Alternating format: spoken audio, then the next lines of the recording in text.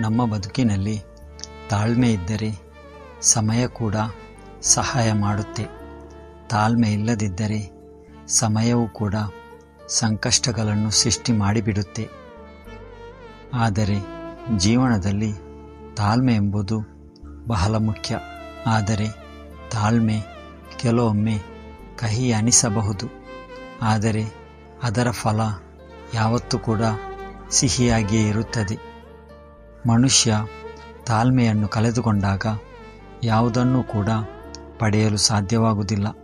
ಜೀವನದಲ್ಲಿ ತಾಳ್ಮೆಯೊಂದಿಗೆ ಪ್ರಾರ್ಥಿಸುವುದನ್ನು ಕಲಿತಾಗ ಮಾತ್ರ ಮಹತ್ವದನ್ನು ಪಡೆಯಲು ಸಾಧ್ಯವಾಗುತ್ತದೆ.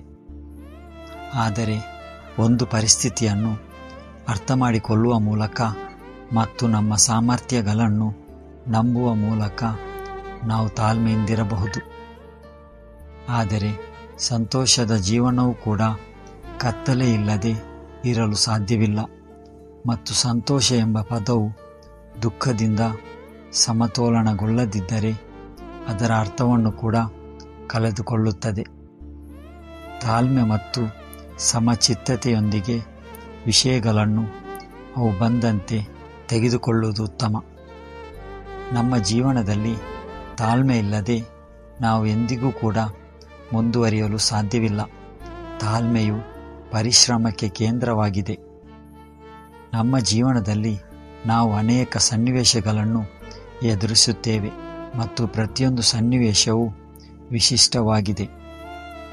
ತಾಳ್ಮೆಯು ನಮಗೆ ಬಲವಾಗಿ ನಿಲ್ಲಲು ಮತ್ತು ಸನ್ನಿವೇಶಗಳಿಂದ ಕಲಿಯಲು ಮತ್ತು ಉತ್ತಮವಾದುದನ್ನು ಆಶಿಸಲು ಸಹಾಯ ಮಾಡುತ್ತದೆ.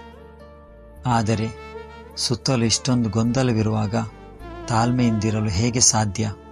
ನಿಜಕ್ಕೂ ಕೂಡ ಒಳ್ಳೆಯ ಪ್ರಶ್ನೆ.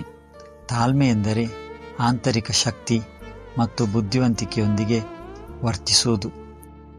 ಆಂತರಿಕ ಶಕ್ತಿಯು ಸಂದರ್ಭಗಳನ್ನು ಅರ್ಥ ಮಾಡಿಕೊಳ್ಳುವುದರಿಂದ ಬರುತ್ತದೆ ಮತ್ತು ಅನುಭವಗಳಿಂದ ಕಲಿಯುವುದರಿಂದ ಬುದ್ಧಿವಂತಿಕೆ ಬರುತ್ತದೆ.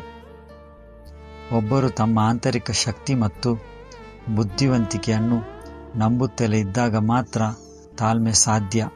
ಆದ್ದರಿಂದ ಪ್ರತಿಯೊಂದು ಸನ್ನಿವೇಶದಲ್ಲೂ ತಾಳ್ಮೆಯಿಂದಿರಲು ಆತ್ಮವಿಶ್ವಾಸವೇ ಪ್ರಮುಖವಾಗಿರುತ್ತದೆ.